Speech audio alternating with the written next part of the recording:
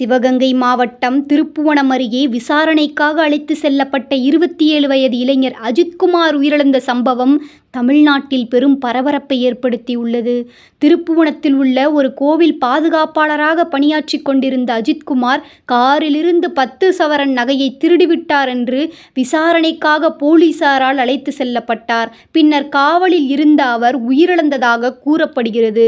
இதுகுறித்து நடத்தப்பட்ட விசாரணையில் 5 காவலர்கள் விசாரணையின் போது அஜித்குமாரை அடித்து கொலை செய்தது தெரிய வந்துள்ளது.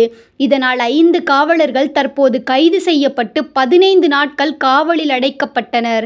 இந்த நிலையில் பிரேத பரிசோதனையில் அஜித்குமாரின் உடலில் 18 காயங்கள் இருந்ததாகவும், உடலின் உட்புறத்தில் இரத்த கசிவுகளும், கழுத்தில் கடும் அழுத்தமும் கொடுக்கப்பட்டுள்ளதாக தகவல் வெளியாகியுள்ளது.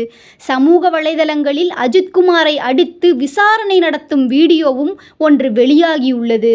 சட்ட ரீதியாக செக்ஷன் 103 ஆஃப் BNS, அதாவது கொலை வழக்காக மாற்றப்பட்டுள்ளது. இது போன்ற சட்ட ரீதியான செய்திகளை தெரிந்து கொள்ள ஐகான் லீகலுடன் இணைந்திருங்கள்.